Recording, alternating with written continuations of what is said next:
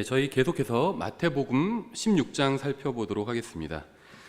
16장은 28절까지 있죠. 그래서 다른 장에 비해서 길이 자체는 길지는 않은데요. 내용이 좀 많습니다. 그래서 저희가 지금 다른 장보다 제가 준비한 것도 상당히 많아요. 그래서 이거를 1시간에 요번에 저희가 요번 강의에서 끝낼지 아니면 반으로 나눠서 할지 좀 하다가 적절하게 이렇게 결정을 하겠습니다. 그래서 요번 1시간에 끝낼 수도 있고요, 또 2시간으로 나눠서 볼 수도 있습니다. 내용이 좀 주님께서 다양한 말씀을 하시고 계시기 때문에 좀 다양한 내용들이 나옵니다. 잠깐 기도하겠습니다. 하나님 아버지, 주님께서 주신 말씀으로 인해 감사드립니다. 저희가 항상 이 말씀의 빛을 따라 이 세상에서도 살 수 있도록 주님 또 도와주시기 원합니다. 예수님의 이름으로 기도드렸습니다. 아멘.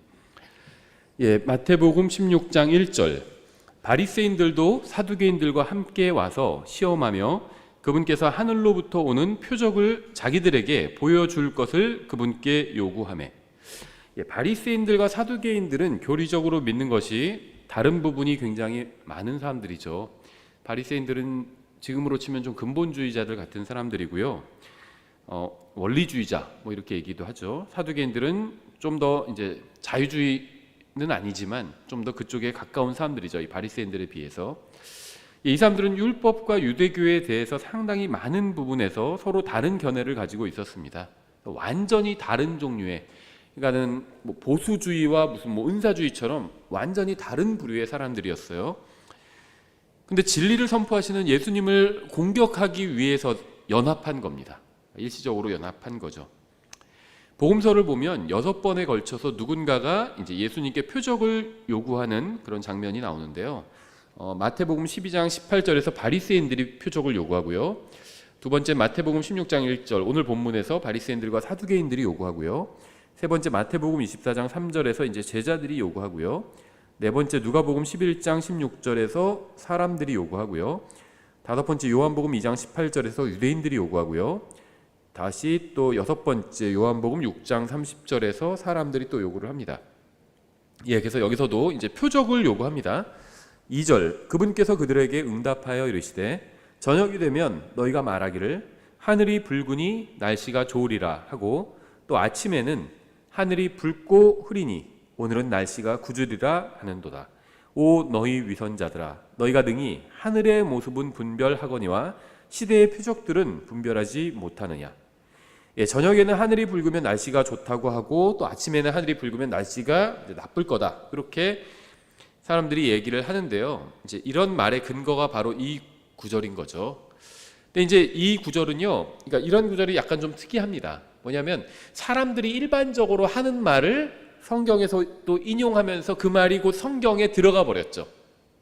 그러니까 하나님의 말씀이요, 이 말씀도. 근데 이제 사람들이 이렇게 말하더라라고 말씀하시는 하나님의 말씀이죠. 그러니까 요 말이 다 참인지 아닌지는 알 수 없어요. 이런 식의 말들이 참인지 아닌지는 알 수 없다는 겁니다. 근데 이 말은 일단 참이에요. 왜냐하면 예수님께서도 너희가 이렇게 얘기하는 것처럼 이렇지 않냐, 이렇게 말씀하시는 거죠. 이런 비슷한 스타일의 말들이 사도행전에도 있죠. 사도 바울이 복음 전하면서 너희가 뭐뭐라고 하는데 그것이 이것이다, 이런 식으로 얘기하는 것들이 있죠. 아니면 서신서에도 있죠. 크레이트인들은 항상 악하고 게으르다 하는데, 그러니까 사람들이 하는 말을 그대로 인용해서 이야기를 했는데 그것이 이제 성경에 그대로 박제가 된 거죠. 한마디로 기록이 된 겁니다. 그래서 성경에 나오는 성경은 하나님의 말씀입니다. 오해하실까봐 미리 말씀을 드리는데 성경은 100% 하나님의 말씀이에요. 근데 성경에는 잘못된 사람이 잘못된 의도로 하는 말도 들어있다는 겁니다. 예를 들면 사탄의 말도 들어가 있어요. 하나님의 말씀이지만 그것은 참은 아니죠. 정말 그렇더냐, 사탄이 마귀가 아담과 이브를 유혹할 때 했던 말들이 있죠. 이브를 유혹할 때 했던 말들이 있어요. 정말 그렇더냐, 이렇게 하나님의 말씀에 대해서 반론을 제시했죠. 그것은 성경에 기록되어 있지만 하나님의 말씀이지만 하나님의 말씀은 아니죠. 마귀의 말입니다. 그렇죠? 그래서 그런 경우들이 있어요. 여기서도 일반적으로 사람들이 하는 말을 인용하고 있습니다. 그래서 그럼 이런 걸 어떻게 이해해야 되냐? 문맥을 보면 알 수 있습니다. 어렵지 않아요. 문맥을 자연스럽게 보고 아 이게 누가 하는 말이구나. 그럼 이게 성경에 기록되어 있지만 이 말은 참은 아니구나. 이렇게 알 수도 있죠. 성경에는요 거짓말도 기록되어 있어요. 아니면 절반만 사실인 것을 말하는 경우들도 있습니다. 특히 구약 성경에 보면 잘 나와 있죠. 어떤 상대방을 속이기 위해서 하는 말들도 그대로 기록되어 있다는 겁니다. 그런 건 우리가 문맥을 보고 파악해야지 그 말만 딱 끄집어내 가지고 마치 서신서에 나오는 하나님의 말씀인 것처럼 그런 식으로 사람들이 하나님께서 그러니까 우리들에게 직접적으로 하시는 명령인 것처럼 인용하거나 써먹으면 안 된다는 거겠죠. 이런 걸 좀 더 확장하면 어떤 하나님께서 아브라함에게 복을 약속해 주신 말씀이나 아니면 욥기에 나온 욥의 친구들이 욥을 책망하기 위해서 어떤 하는 말이나 이런 것들을 가져다가 우리에게 적용되는 말씀처럼 인용해서는 안 되겠죠. 이건 이제 성경의 오용입니다. 오용. 성경을 사용하긴 사용하는데 잘못 사용하는 거죠. 그래서 아브라함에게 축복을 약속해 주시는 말씀. 욥의 친구들이 뭐 네 시작은 작았으나 끝은 뭐 창대하리라. 개역성경에 그렇게 돼 있죠. 끝은 크겠다고 하는 그런 말들. 이런 것들이 성경에 분명히 기록되어 있고 누군가에게는 참일 수 있지만 모든 사람에게 다 교리적으로 그대로 예언적으로 적용되는 말씀은 아니라는 겁니다. 예, 근데 이 마태복음 16장 2절 3절은요. 맞는 말로 예수님께서 인용하신 겁니다. 너희가 이렇다고 하지 않느냐? 맞다. 근데 왜 이건 이해하지 못하느냐? 이렇게 하시는 말씀이죠. 예. 예수님께서는 사람들이 자기들이 살고 있는 시대를 제대로 분별하지 못하는 것을 두고 위선자라고 책망하셨습니다. 어떤 예언에 관한 것이 아니에요. 지금 일어나는 어떤 현상에 대해서 말씀하시는 거죠. 너희가 어떤 현상에 대해서 분별하지 않냐? 근데 왜 이런 영적인 것에 대해서, 영적인 이런 현상에 대해서는 분별하지 못하느냐? 이렇게 책망하시는 겁니다. 욥기 24장 1절 이렇게 되어 있어요. 전능자께는 때를 숨기지 못하겠거늘 어찌하여 그분을 아는 자들이 그분의 날들을 보지 못하는가? 때를 분별하는 것은 굉장히 중요한 일입니다. 역대기상 12장 32절 이렇게 되어 있어요.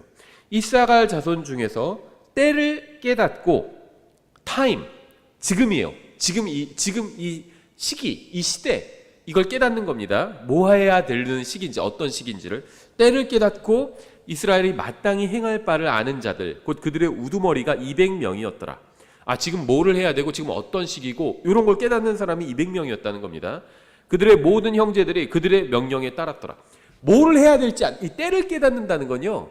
지금이 어떤 시기고 우리는 누구고 뭘 해야 되고 이런 거를 깨닫는 겁니다. 그러니까 명령을 내릴 수 있는 거죠. 그런 사람이. 그러니까 사람들이 또 형제들이 다 그들의 명령에 따른 겁니다. 때를 분별하는 것은 앞으로 일어날 일을 예언하는 것과는 달라요. 이건 예언이 아닙니다. 지금 어떤 시기인지 아는 거예요.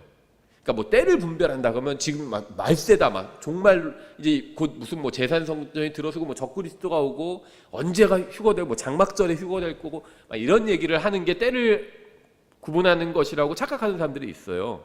근데 그것이 아닙니다. 이 때를 분별하는 것은 자신이 속한 상황을 분별하는 거예요. 4절 악하고 음란한 세대가 표적을 구하나 대언자 요나의 표적 외에 아무 표적도 그 세대에게 주지 아니하리라 하시고 그들을 남겨둔 채 떠나가시니라.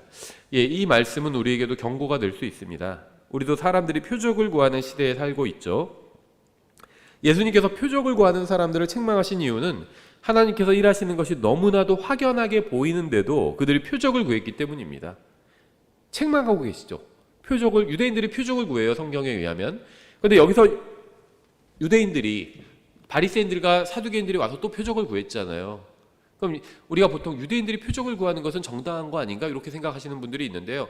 왜 책망을 하셨을까요? 이미 충분한 표적을 보여주셨습니다. 앞장과 계속 앞에 장들에서 기적을 행하셨잖아요. 병든 자들도 고쳐주시고요. 그다음에 적은 음식으로 수천 명, 수만 명을 먹이셨잖아요. 엄청난 표적을 보여주신 겁니다. 근데 또 표적을 구하고 있는 거예요. 책망받을 만하죠. 충분히 공급해 줬는데 또 달라고 하는 겁니다. 필요도 없는데. 하나님께서는 필요를 채워주시는 분이죠. 표적이 필요한 사람들에게 표적을 보여주셨습니다. 충분히 보여주셨어요. 계속 달라고 하는 겁니다. 말씀을 하셨는데 또 달라는 거예요. 복음을 전하라고 하셨는데 또 복음을 전해야 될 걸 말까요? 이걸 묻는 거나 마찬가지요. 저 사람에게 전해야 될 거 말 거. 그럼 이제 자기가 좋은 기회를 잡아서 전하면 되는 거죠. 자꾸 뭐 하나님의 뜻을 구할 필요가 없죠. 이 사람 예수님을 믿지 않는 사람인데 이 여자와 제가 결혼하는 게 맞는 걸까? 하지 말라고 그랬잖아요. 믿지 않는 자와 멍해를 같이 맺지 말라고 했잖아요. 결혼만큼 강한 멍해가 또 있나요? 결혼하고 후회하는 사람들도 많거든요. 왜냐면은 아주 강한 결속과 멍해잖아요. 자기가 후회한다고 해서 괜히 했다고 해서 나 이제 안 할래. 금방 그럴 수가 없어요. 책임이 다르잖아요. 또 아이를 낳아놓고 키워야 되죠. 괜히 낳았다. 후회될 수도 있겠죠. 근데 그렇다고 해서 포기할 수가 없어요. 그냥 키워야 되는 겁니다. 그게 부모의 책임이죠. 결혼 또 가정을 이루는 건 강한 멍해입니다. 하기 싫다고 그래서 그냥 나 안 할래. 도망가 버리고 그럴 수 없다는 겁니다. 회피할 수는 있겠지만 나중에 후회하게 된다는 거예요. 근데 결혼만큼 강한 멍해가 없는데 믿지 않는 자와 멍해를 같이 맺지 말라고 그랬잖아요. 근데 제가 뭐 이 여자와 결혼해야 될까요? 이 남자와 결혼해야 될까요? 이렇게 묻는 것은 어리석은 거죠. 하나님께서 하지 말라고 하셨잖아요. 물론 이제 직접적인 문맥을 보면은 재혼에 관한 말씀이죠.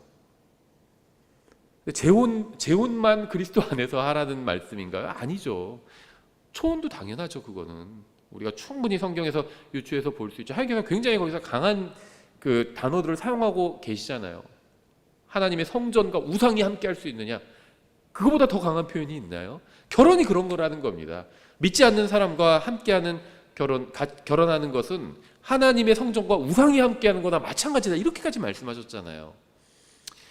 제가 뭐 누구라고 말씀드릴 수는 없는데 뭐 아시는 분은 아실 수 있겠지만 짧은 어떤 요즘 그 쇼츠가 많잖아요. 요즘은 10분짜리 영상도 길게 느껴져요.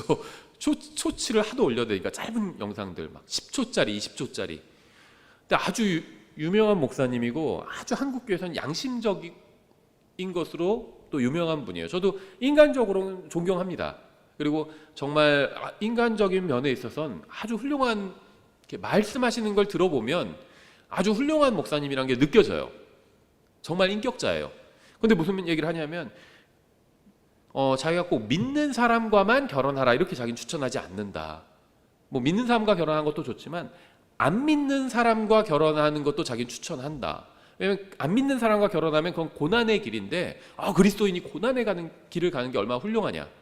자, 일부러 좀 워딩은 좀 약간 다르게 했습니다. 근데 하여튼 이런 투의 얘기를 하시는 거예요. 그래서 뭐라고 하면 그 안 믿는 형제와 또 안 믿는 자매와 결혼하는 것도 의미가 있다. 이런 식으로 얘기를 하더라고요. 그러니까 안 믿는 형제, 안 믿는 자매 이렇게 얘기를 하더라고요. 그러니까 예수님을 안 믿는 사람을 형제, 자매라고 이렇게 부르는 거죠. 교리적으로 잘못된 거죠. 그거 첫 번째. 두 번째는 안 믿는 사람과 결혼하는 게 고난의 길인데 그리스도인은 고난의 길을 가야 된다. 그거는요. 고난의 길은요. 하나님의 말씀대로 가다 보니까 고난의 길이 있는 겁니다. 왜냐하면 이 세상은 하나님을 싫어하잖아요. 하나님의 말씀도 싫어하고 하나님의 사람들도 싫어해요. 이 세상에서 하나님의 말씀대로 가면은 고난의 길이 나올 수 있죠. 하나님의 말씀을 싫어하는 세력들이 압력을 가하고 고난을 줄 수 있는 거죠. 근데 굳이 하나님의 말씀에서 하지 말라는 길로 가서 고난을 받는 거는요. 그러면 그것은 하나님을 기쁘시게 하는 고난이 아니라 자기 스스로 만들어낸 고난이죠. 군인이 전쟁이 일어나서 국가를 위해서 희생하고 싸우다가 어려움을 겪을 수 있죠. 적과 막 싸우면 그게 쉬운 일이 아니잖아요. 그거는 영광스러운 일이죠. 내 가족과 내 조국을 지키기 위해서 목숨을 내걸고 싸우는 거는요. 그거는 영광스러운 겁니다. 그런 군인들한테는 국가에서 막 훈장도 주고 돈도 주고 나중에 그러잖아요. 인정해 주는 거잖아요. 그 사람의 희생을. 그런데요. 예를 들면 이런 게 있어요. 뭐 가다가 무슨 잠자고 있는 큰 개의 귀를 확 잡아당기다든지 그럼 걔가 일어나서 날 물겠죠.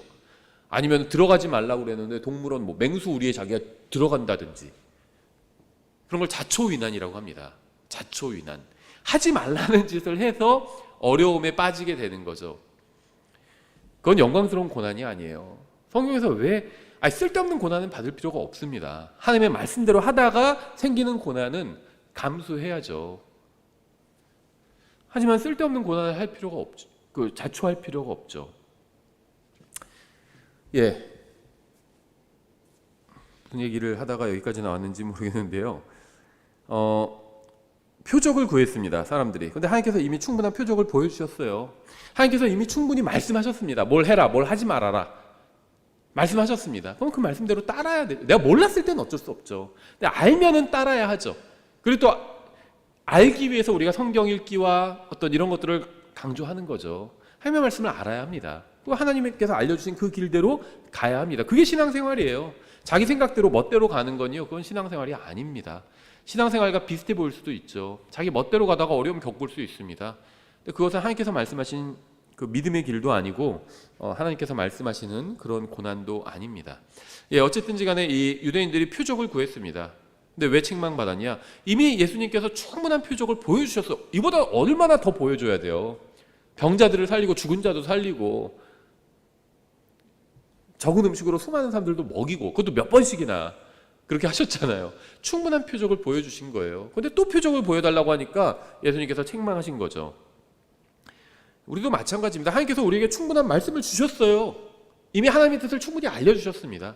그런데도 계속해서 또 더 특별하지, 뭐 더 알려달라고 그러고 막 꿈을 통해서 무슨 꿈 꾸면 이게 혹시 하나님의 뜻이 아닌가? 아니에요. 이미 성경을 통해서 충분히 말씀하셨습니다. 꿈을 통해서 말씀하실 리가 없어요, 이제는. 예전에 성경이 없는 시대에 하나님께서 꿈을 통해서 주신 겁니다. 근데 이 꿈을 통해서 주신 것도요, 그렇게 좋은 게 아니에요. 어떤 분들은 막 무슨 꿈에 의지해가지고 꿈을 통해서 무슨 하나님 뜻을 알려주시나. 왜 하나님께서 성경이 없는 시대에 꿈을 통해서 알려주셨습니다. 그런데 그것도 하나님께서 자신의 뜻을 알려주시는 유일한 방법은 아니었어요. 하나님께서 직접 말씀하시거나 누구한테 하셨죠? 모세에게 그렇게 하셨죠. 환상 중에 또 말씀하시는 경우도 있어요. 그리고 또 이제 꿈을 통해서 말씀하시는 경우도 있습니다. 왜 이런 방법들을 사용하실까요? 충격을 완화하기 위한 방법이에요. 친밀한 사람과는 직접 만나서 말씀해 주십니다. 모세 같은 사람이죠. 충격을 덜 받아요. 하나님과 친하기 때문에. 하나님과 교제를 많이 나눴기 때문에. 근데 하나님과 별로 친하지 않아요. 제가 봤을 때 그렇다는 겁니다. 별로 친하지 않아요. 그러면 꿈을 통해서 말씀하시는 겁니다. 충격이 좀 덜해요. 그렇죠? 우리가 그 실제로 뭐 교통사고를 겪을 수도 있고 꿈에서 겪을 수도 있잖아요. 그럼 꿈에서 겪으면 놀래긴 하지만 좀 충격이 덜 하잖아요. 꿈에서 막 내가 예를 들면 하늘을 날고 있거나 뭐 그래도 이게 현실에서보단 충격이 덜 하거든요. 뭔가가 이 현실의 어떤 정신 상태가 아니기 때문에. 그러니까 하나님께서 꿈을 통해서 말씀하시는 건요, 충격을 좀 완화하기 위해서 그런 방법을 쓰시는 걸로 보입니다. 환상도 마찬가지고요. 가장 좋은 방법은 직접 말씀하시는 거예요. 근데 직접 말씀하시면 사람들이 충격을 받아요. 사도 요한도 예수님이 사도 요한에게 직접 나타나셨죠. 그러니까 어떻게 됐죠? 죽은 자처럼 됐습니다. 예수님과 정말 친밀한 교제를 나누고 가장 사랑받는 제자였던 요한도 죽은 자처럼 됐어요. 그래서 하나님께서 다른 방법으로 이렇게 말씀을 주셨던 겁니다. 근데 지금은 하나님께서 직접 말씀하신 거잖아요. 기록된 형태로 주셨잖아요. 더 이상 필요 없어요.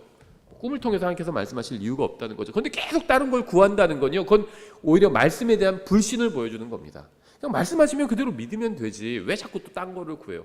이런 걸 통해서 하나님께서 나에게 또 뜻을 알려주시는 게 아닌가? 아닙니다. 이미 충분히 알려주셨어요. 그것으로 만족할 수 있어야 합니다.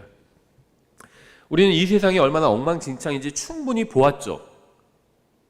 뉴스를 보면 돼요. 이 세상이 얼마나 엉망인지를 알기 위해서는 뉴스를 보면 됩니다. 뉴스의 90%가 다 부정적인 기사들이죠.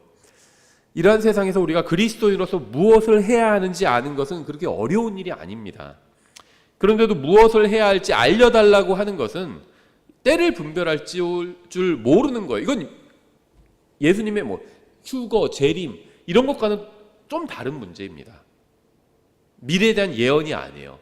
지금 현재에 대한 파악입니다. 이 때를 아는 것은. 이 세상이 뭔지 알잖아요. 이 세상의 신은 마귀입니다. 하나님께서 이제 사람들이 살아야 되기 때문에 어떤 것들은 허락해 주지 않으세요, 마귀에게. 어떤 것들은 그리스도인이 살 수 있는 환경을 하나님께서 허락해 주십니다. 하지만 이 세상 시스템 자체는 악한 상태에 놓여 있어요. 하나님의 말씀을 대적합니다. 그래서 세상 교육은 하나님의 말씀을 반대하잖아요. 진화론 같은 거 가르치고 그렇잖아요. 그게 이 세상의 어떤 영적인 상태라는 겁니다. 그럼 우리가 이 세상에서 무엇을 해야 할지 우리가 하나님의 말씀을 통해서 충분히 알 수 있죠. 그런데도 무엇을 해야 할지 알려달라고 하는 것은 때를 분별할 줄 모르는 겁니다. 성경을 읽고 기록된 그대로 믿는다면 멸망을 향해서 가고 있는 세상에서 교회가 할 일을 분별하는 것이 그렇게 어렵지 않다는 겁니다. 이 세상에서 교회가 무엇을 해야 하는지 분별하지 못하는 이유는요, 교회가 아닌 세상의 입장에서 보기 때문이에요. 우리가 세상 안에 있죠. 그래서 저희가 게시판에도 붙여놨는데 세상에 있지만 속하진 않는다. In it, not of it. 영어로 이런 표현을 붙여놨죠. 세상에 있습니다, 우리는. 하지만 우리는 세상에 속하지 않아요. 그럼 좀 더 객관적으로 볼 수 있습니다. 그렇죠? 우리가 세상 안에 있어요. 근데 우리는 세상으로부터 떨어져서 밖에서 세상을 쳐다볼 수 있습니다. 그렇죠? 왜냐하면 운명이 다르거든요. 이 세상과 운명이 달라요. 영원한 이 세상은 멸망받게 될 겁니다. 앞으로 이 세상에서 무슨 일이 일어날 수도 있어요. 나쁜 일이 일어날 수도 있고 전염병이 돌 수도 있고 아니면 세상이 막 더 화평해지고 사람들의 관계가 좋아질 수도 있어요. 일시적으로. 하지만 이 세상의 운명은 정해져 있다는 겁니다. 우리는 알고 있어요. 하나님의 말씀을 통해서. 그래서 이 세상 안에 있지만 이 세상을 우리는 떨어져서 바라볼 수 있습니다. 내 입장이 아니에요. 내 입장이 아니에요. 그래서 우리는 좀 더 떨어져서 이 세상에 대해서 바라볼 수 있다는 겁니다. 근데 세상을 바르게 분별하지 못하는 이유는요, 세상의 입장에서 자꾸 보기 때문이에요. 이게 마찬가지예요. 성경에 있는 많은 것들을 하나님의 입장에서 봐야 됩니다. 그럼 바르게 보여요. 복음도요, 자꾸 사람의 입장에서 보니까 무슨 안 믿어진다 이런 얘기를 하는 거예요. 성경에 안 믿어지는 게 있나요? 안 믿어지는 것. 그걸 성경에서 뭐라고 표현하냐면 믿지 않는 거라고 얘기합니다. 안 믿어지는 건 없어요. 안 믿어진다는 말은 자기가 하려고 하는데 안 된다는 거잖아요. 성경에 그런 건 없습니다. 그러면 믿으라고 명령하시는 하나님을 불의하다고 지금 책망하는 거거든요. 하나님께서 믿으라고 하셨잖아요. 그럼 둘 중에 하나예요. 믿든지 안 믿든지예요. 안 믿어지는 건 없습니다. 그건 안 믿어지는 건 안 믿은 거예요, 자기가. 그거거나 아니면 복음에 대한 설명을 충분히 못 들은 겁니다.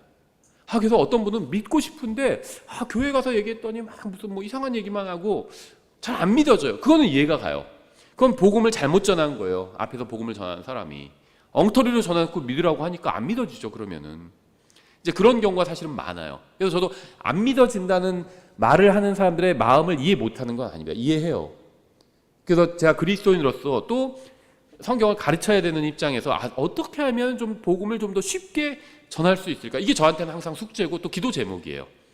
하나님께서 저에게 능력을 주셔서 제가 좀 복음을 쉽게 전할 수 있게 해달라고 이렇게 기도하거든요. 복음 전도자의 은사를 달라고 이렇게 기도합니다.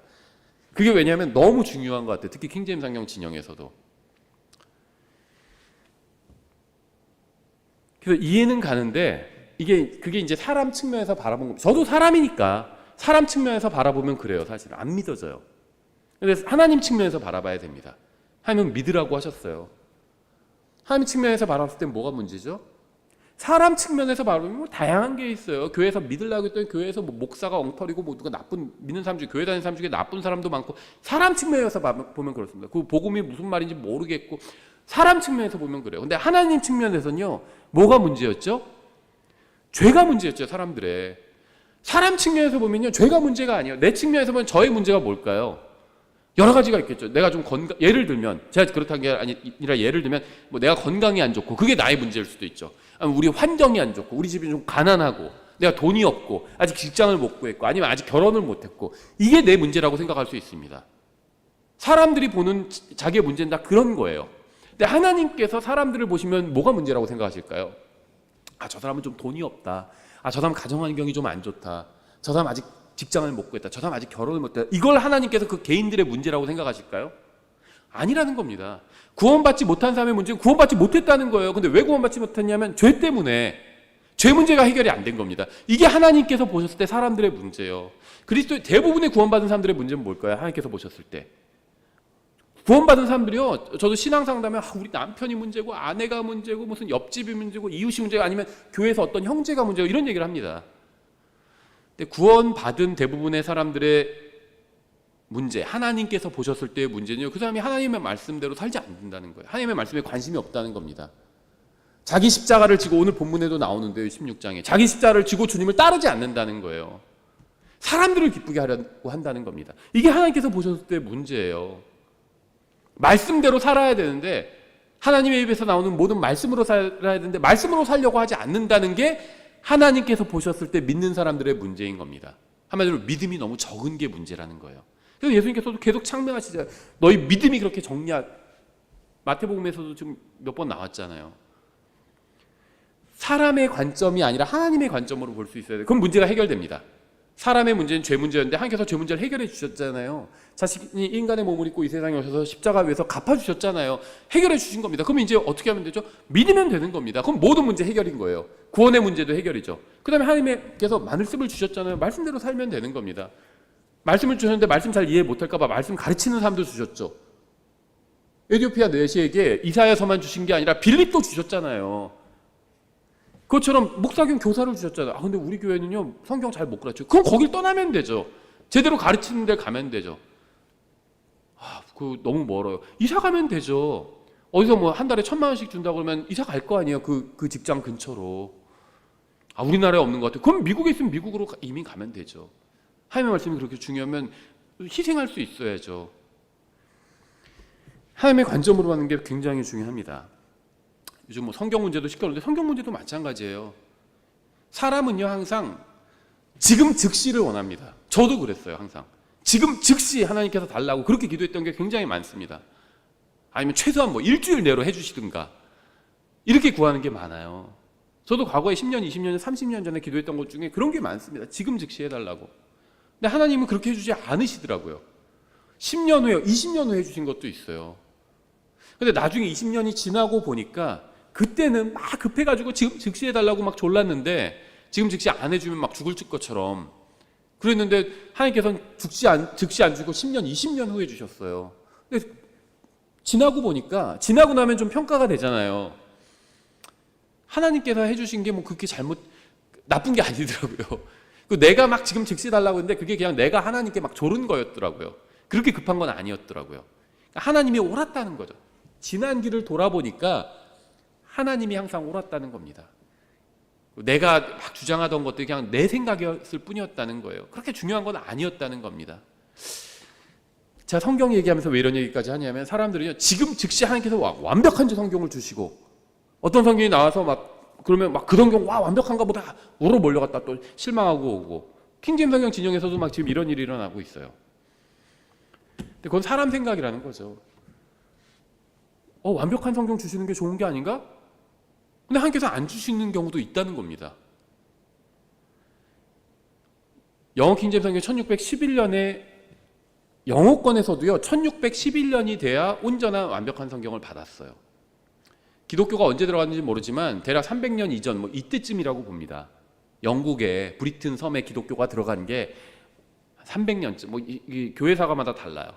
그러면은 그 사람들이 완벽한 성경을 영어로 된 성경을 받은 게 1300년 후인 거예요. 1300년대에 처음으로 성경이 완역됐습니다. 영어로. 위클리프 성경이죠. 근데 그 위클리프 성경은요 바른 성경은 아니었어요. 하지만 의미가 있습니다. 자, 이건 주일에 좀 자세히 설명을 드릴게요. 그런데 처음으로 완벽한 성경을 신약, 구약 다 포함해서 받은 건요 1536년이에요. 바로 커버데일 성경이죠. 그 이전에 틴데일 성경이 있었지만 틴데일 성경은 신약만 있었어요. 커버데일이 신약, 틴데일 신약 플러스 커버데일 구약 해가지고 낸 게 커버데일 성경이거든요. 이 바른 성경을 처음으로 받은 겁니다. 근데 그것도 킹제임스 성경에 비하면 부족하죠. 그러면 이 틴데일부터 이 성경이 시작됐어요. 킹제임스 성경의 역사가 직접적으로. 왜냐하면 킹제임스 성경은 틴데일 성경의 개정판이거든요. 킹제임스 성경은 개정된 적이 없지만 교정만 됐지만 킹제임스 성경 자체는 개정판이에요. 이전 성경들에. 그래서 이 타이틀 페이지에 그 얘기를 해놓은 겁니다. 또한 이전 역본들을 부지런히 비교하고 수정하여 번역하였으면 이렇게 얘기했잖아요. 이게 괜히 한 말이 아니에요. 이 흠정형 한글 성경에만 있는 말이 아니라 영어에도 있는 표현이에요. 이게 킹제임스 성경 번역자들이 써놓은 문구예요. 지금 번역본 중에서 흠정형만 이 타이틀 페이지를 넣었거든요. 영어 킹제임스 성경을 주시는데 하나님께서 주시는데 1525년 틴델부터 시작해서 1611년까지 80년 이상 걸렸습니다. 그래서 왜 빨리 안 주셨을까요? 1년 만에도 주실 수 있었잖아요. 근데 그렇게 안 주셨어요. 지금 한국 성경 문제도 전 비슷하다고 봅니다. 막 마음이 급해가지고 막 빨리 주세요. 그리고 어떤 성경 나오면 이게 막 하나님께서 지금 최종 권위로 주셨다. 뭐 영어 킹제임스 성경처럼 완벽하다. 또 그렇지 않을 수 있거든요. 우리 생각과 다르다는 거죠. 우리가 봤을 때 막 급해요. 빨리 주시기를. 하나님께서 보실 때 급하지 않습니다. 재림도 마찬가지죠. 우린 막 급해요. 빨리 수거됐으면 좋겠다. 그런 바람을 갖는 건 나쁜 게 아니죠. 근데 하나님께서는 지금 그렇잖아요. 이 세상이 하루 더 나가는 것보다 안 나가는 게 우리가 봤을 땐 더 좋다고 생각을 하잖아요. 그래서 빨리 예수님께서 오셔서 빨리 의의 왕국이 서고 빨리 천년 왕국이 서고 우린 그걸 바랍니다. 근데 하나님 그렇게 안 해주시잖아요. 하나님 뜻이 있다는 겁니다. 하나님 관점으로 볼 수 있어야 돼요. 그 하나님 관점에서 봤을 땐 또 어떤 이유들이 있겠죠. 그러니까 자꾸 사람의 관점으로 복음도 바라보고 성경 문제도 바라보니까 이게 제대로 이해를 못하고 혼란스러운 겁니다. 마음이 불편한 거예요. 근데 하나님의 관점으로 보잖아요. 그럼 달라집니다. 불편할 게 없어요. 인내할 수 있어야 됩니다. 하나님의 관점으로 보면서 하나님께서 다 일하실 겁니다. 그럼 우린 뭘 해야 되냐? 하나님께서 우리에게 하라고 하신 일을 하면 돼요. 그래서 이 성경에 관한 것들, 이런 것들은요. 그래서 제가 가만히 생각해 보니까 영어 성경의 역사를 잘 모르기 때문에, 그러니까 하나님께서 이 성경을 주실 때 어떻게 일하시는지 잘 모르기 때문에 자꾸 한국에서 막 성경 문제로 시끄러운 게 아닌가 이런 생각이 들더라고요. 영미권에선 이미 하나님께서 확정적으로 킹제임스 성경을 주셨죠. 그리고 그 과정을 우리는 알고 있어요. 그 과정은 이미 고정된 역사입니다. 그렇죠? 그러니까 우리가 그거를 보면은 하나님께서 여기서도 어떻게 일하시는지 대략적으로 똑같진 않겠지만 대략적인 건 파악할 수가 있다는 겁니다. 영어 킹제임스 성경을 주시는데 100년이 걸렸어요. 한국어 성경을 주시는데도 우리가 지금 킹제임스 성경 처음으로 이제 킹제임스 성경 계열의 성경 나온 게 1994년이죠. 한국 킹제임스 성경이죠. 그리고 2000년에 흠정역이 나왔어요. 이제 30년입니다. 30년. 너무 성급할 필요는 없다는 겁니다. 빨리 주셨으면 좋겠어요. 저도 더 완벽한 걸, 한글 성경을 온전한 걸, 아무 논쟁도 이제 없었으면 좋겠습니다. 하지만 그건 우리 생각이죠. 하나님의 생각은 다를 수 있다는 겁니다. 그래서 그 영어 성경들의 역사, 틴데일, 커버데일, 그다음에 매튜 성경, 그레이트 성경, 그다음에 제네바 성경, 비숍 성경, 이 성경들의 역사를 보면요, 어떻게 해서 나왔고 이런 걸 보면 이 한글 성경 문제를 이해하는데 굉장히 많이 도움이 됩니다. 이런 성경들이 킹제임스 성경과 또 어떤 관계에 있는지, 또 이런 성경들을 번역하기 위해서 어떤 사람들이 수고했는지, 또 어떻게 했는지, 그걸 그 다음에 나온 성경들은 또 어떻게 받았는지, 앞에 성경들을 이런 걸 알면요 여유가 생깁니다. 좀 그래서 이런 거를 하여튼 주일에 제가 정리해서 좀 맛배기로 1시간 정도 이렇게 얘기를 드리고, 그 다음에는 필요하면은 좀 시리즈 강의를 해야 되지 않을까 이런 생각을 합니다. 다시 저희 마태복음으로 돌아와서 하나님 입장에서 볼 필요가 있습니다. 교회가, 그리스도인이 무엇을 해야 하는지 분별하지 못하는 이유가 교회가 아닌, 하나님이 아닌 세상의 입장에서 보기 때문이에요. 교회는 교회 입장에서 봐야 됩니다. 하나님 입장에서 봐야 돼요. 세상의 입장이 아니라. 악하고 음란한 세대가 표적을 구하나 이렇게 말씀하셨습니다. 예수님께서 당시의 사람들을 악하고 음란하다고 책망하신 이유는 실제로 이 사람들이 그랬기 때문이에요. 악하고 음란했습니다. 그래서 악하고 음란하다고 하신 겁니다. 그들은 악하고 음란했기 때문에 또 때를 분별하지 못했던 겁니다. 악하고 음란하면요, 그 다음에 하나님을 믿건 안 믿건, 하나님의 존재를 인정하건 인정하지 않건 상관없이 악하고 음란하면 때를 분별하지 못합니다.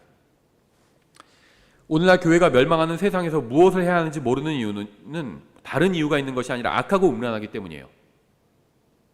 구원받은 사람도 악하고 음란하면요, 뭘 해야 하는지 모른다는 겁니다. 교회는 마지막 때를 지나고 있어요. 성경에 의하면 마지막 때의 특징은 다음과 같습니다. 마지막 때가 지나고 나면 즉시 주님의 날이 이르게 되죠. 베드로서 3장 10절에 나와 있습니다. 그러나 주의 날이 밤에 도둑같이 오리니 그날에는 하늘들이 큰 소리와 함께 사라지고 원소들이 뜨거운 열에 녹으며 땅과 그 안에 있는 일들도 불태워지리라. 이 세상이 그렇게 된다는 거예요. 성경 분명하게 말씀하고 있잖아요. 그러즉 이 모든 것이 해체될진데, 우리가 눈으로 보는 모든 것이 해체된대요. 다. 너희가 어떤 사람이 되어야 마땅하겠느냐? 때를 분별하라는 겁니다. 어떤 사람이 되어야 마땅하겠느냐? 모든 거룩한 행실 속에서 하나님을 따르는 가운데 하나님의 날이 오는 것을 기다리고 서두르라. 그날에 하늘들이 불에 붙어 해체되고 원소들도 뜨거운 열로 녹으려니와 그럼에도 불구하고 우리는 그분의 약속에 따라 의가 거하는 새 하늘들과 새 땅을 기다리노라. 이 세상이 없어지지만 우린 불안해하지 않아요. 그 다음에 뭐가 있는지 알고 있잖아요. 그러므로 사랑하는 자들아, 너희가 그러한 것들을 기다리나니 너희가 점도 없고 흠도 없이 화평 중에 그분께 발견되기를 힘쓰라. 화평한, 편안한 마음을 가지고 우리가 해야 될 일을 하면 되는 겁니다. 교회가 지나가고 있는 마지막 때에는요, 배교가 있을 겁니다. 디모데전서 4장 1절이죠. 이제 성령께서 분명히 말씀하시기를 마지막 때 어떤 사람들이 믿음에서 떠나 유혹하는 영들과 마귀들의 교리들에 주의를 기울이리라 하시는데 이들은 위선으로 거짓말을 하며 자기 양심을 뜨거운 인도로 지진 자들이라. 이들이 혼인을 금하고 음식물을 삼가라고 명령할 터이나 음식물은 하나님께서 창조하사 진리를 믿고 아는 자들이 감사함으로 받게 하셨느니라. 뭘 먹어도 된다, 뭐 유기농이다 아니다 모르겠어요. 뭐 유기농 제가 다 무시하는 건 아닌데요. 저는 뭐 그런 거 상관하지 않습니다. 이게 농사하시는 분들도 그런 얘기 하더라고요. 이게 뭐 유기농이라고 해서 뭐 더 좋게 만들 수가 없다 그러더라고요. 농사가 안 된다고. 그 뭐 유기농 먹는다고 해서 뭐 더 특별하게 오래 살고 그런 것도 몰라요. 이게 뭐 아주 막 좋은 거 먹어가지고 막 건강한 상태 유지했는데 갑자기 어떤 사람이 술 먹고 운전해서 날 들이받아 버려서 죽을 수도 있는 겁니다. 생명은 하나님께서 주관하시는 거예요. 하나님께서 허락하지 않으시면 참새 한 마리도 땅에 떨어지지 않는다고 말씀하셨잖아요. 좋은 거 먹는다고 오래 살고 건강하게 살고 꼭 그런 것도 아니란 겁니다. 그렇다고 뭐 나쁜 걸 찾아서 독을 먹고 이럴 필요는 없죠. 그냥 성경이 말씀하시는 그대로 감사함으로 받으면 된다는 겁니다. 음식물은 하나님께서 창조하신 진리를 믿고 아는 자들이 감사함으로 받게 하셨느니라. 그래서 밥 먹기 전에 뭐 해요? 감사기도 하잖아요. 밥 먹기 전에는요 다른 기도하는 게 아니에요. 막 무슨 뭐 형제들 모였는데 밥 먹기 전에 막 다른 기도 막 거창한 기도 막 하시는 분들도 있는데요.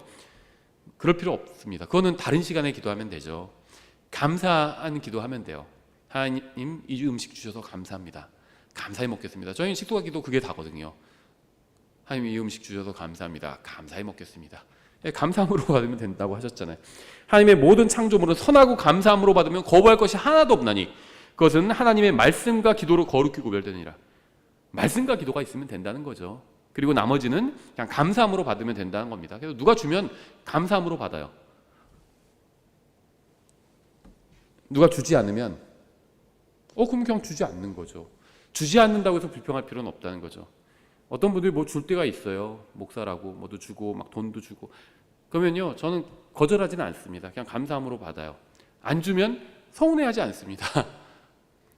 안 주는 게 기본값이거든요. 그 사람이 나한테 줄 이유가 없어요.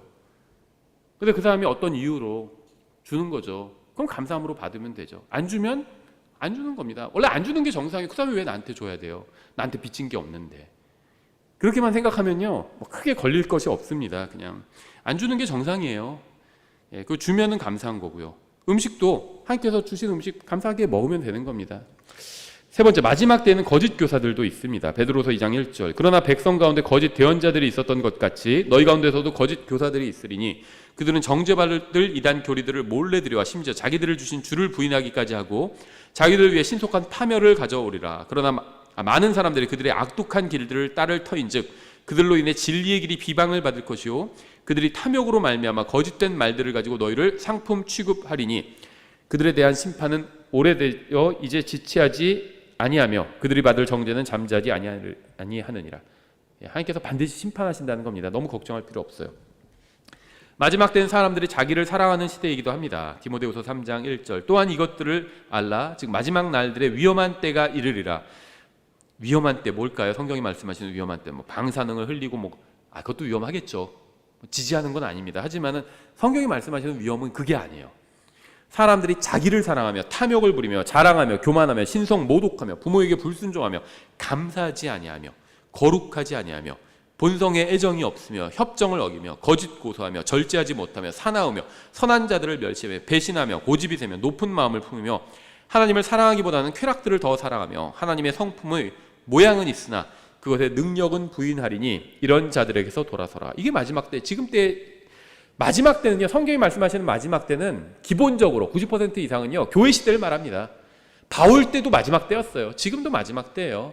지금 막 과학이 발전하고 동성연애자들이 퍼레이드를 동성연애자들이요 과거에도 퍼레이드 했어요. 퍼레이드 해가지고 롯의 집까지 찾아갔잖아요. 그래서 막 멋진 남자 너희 집에 들어간 것 같은데 내놔라 막 그런 것까지 퍼포먼스까지 했잖아요. 과거에도 했습니다. 지금도 하고 있고요. 지금도 마지막 때예요. 새로운 거 하나도 없습니다. 근데 이 마지막 때의 특징은 사람들이 자기를 사랑한다는 거죠. 또 마지막 때의 특징은요 오직 재물만이 목표가 됩니다. 야고보서 5장 2절 너희의 재물은 썩었고 너희의 옷은 좀 먹었으며 너희의 금과 은은 부식되었으니 그것들의 녹이 너희를 대적하는 증인이 되고 불같이 너희 살을 먹으리라. 재물을 왜 쌓아두죠? 이것으로 내가 잘 먹고 잘 살려고 했던 건데 이런 재물이 오히려 우리의 살을 먹는데요. 너희가 마지막 날들을 위해 재물을 함께 모아 쌓았도다. 또 마지막 때의 특징은요, 사람들의 믿음이 미지근하다는 겁니다. 계시록 3장 15절 16절 내가 내 행위를 아노니 내가 차지도 아니하고 뜨겁지도 아니하도다. 나는 내가 차든지 뜨겁든지 하기를 원하노라. 그런즉 내가 이같이 미지근하여 차지도 아니하고 뜨겁지도 아니하므로 내가 내 입에서 너를 토해하여 내리니. 이 라오디게아 교회의 특징은 뭐죠? 재산이 많다는 겁니다. 과거 인류 역사 어느 때보다 지금 사람들이 훨씬 더 많은 부를 누리고 있죠. 성경은요, 사람의 관점으로 보면 어떻죠? 재물을 많이 가지고 있는 사람은 부럽잖아요. 근데 저 사람은 재물은 많지만 좀 영적인 거는 좀 떨어져. 신앙은 좀 미지근해. 불쌍하다. 이렇게 생각 잘 안 합니다. 신앙은 조금 뭐 그렇긴 그런데 그래도 세상에서 잘 나가고 성공하고 재물 많아. 부럽다. 이렇게 생각합니다. 이게 사람의 관점이에요. 근데 하나님의 관점, 제가 계속 하나님의 관점으로 보는 게 중요하다고 말씀드렸죠. 하나님께서는 어떻게 보시죠? 재물 많고 적고 상관도 안 하세요. 영적인 상태를 보시고 가련하고 눈 멀고 이렇게 평가하시잖아요. 불쌍하대요. 우리는 돈 많은 사람 보면 부럽다 그러는데 뭐 믿음이 있건 없건 간에 부럽다 다 그렇게 생각하잖아요. 돈 많은 사람 보면. 근데 하나님은 가련하고 불쌍하대요. 왜냐하면 영적으로 미지근하기 때문에. 마지막 때의 특징은 노아의 날들과 같다는 겁니다. 누가복음 17장에 나오죠. 26절 노아의 날들에 이루어진 것 같이 사람의 아들의 날들에도 그러하리라. 노아가 방주로 들어간 날까지 그들이 먹고 마시고 장가가고 시집가더니 홍수가 나서 그들을 다 멸하였느니라. 마찬가지로 롯의 날들에도 그와 같았으니 그들이 먹고 마시고 사고 팔고 심고 건축하였을 때 롯이 소돔에서 나간 바로 그날에 하늘로부터 불과 유황이 비오듯 내려 그들을 다 멸하였느니라. 뭐가 문제였죠? 일상적인 삶을 사는 건 문제가 아니죠. 근데 그것만 했다는 겁니다. 그게 문제라는 거죠. 마지막 때에는요, 민족들이 서로를 대적할 겁니다. 누가복음 21장 9절이죠. 또 너희가 전쟁들과 난리들에 대해 들을 때 무서워하지 말라. 이런 일들이 반드시 먼저 일어나야 하되 곧 끝이 오지는 아니하느니라. 그 뒤에 그분께서 그들에게 이르시되 민족이 민족을 왕국이 왕국을 대적하여 일어나고 곳곳에 큰 지진과 기근과 역병이 있으며 또 하늘로부터 두려운 광경과 큰 표적들이 있으리라. 재림 전에 관한 설명이죠. 또 마지막 때 특징, 주님께서는 유대인들에게 무화과 나무를 보고 배우라고 말씀하셨습니다. 이제 무화과 나무의 비유를 배우라. 그것의 가지가 아직 연하고 잎사귀를 내면 여름이 가까운 줄을 너희가 아나니 그런즉 이와 같이 너희가 이 모든 일들을 볼 때 그때가 가까이 곧 문들 앞에 이른 줄을 너희가 아느니라. 재림 전에 관한 이제 또 문맥의 말씀이죠. 유대인들에게는 구약 성경이 있었습니다. 주님께서 이미 보여주신 표적들과 구약 성경이면 그들이 때를 분별하기에는 충분했습니다. 말씀을 가지고 있고 이미 표적도 많이 보여주셨잖아요. 예수님께서. 그들이 때를 분별하지 못한 이유는 악하고 음란했기 때문이에요. 또 근본적으로 하나님의 말씀을 믿지 않았기 때문입니다.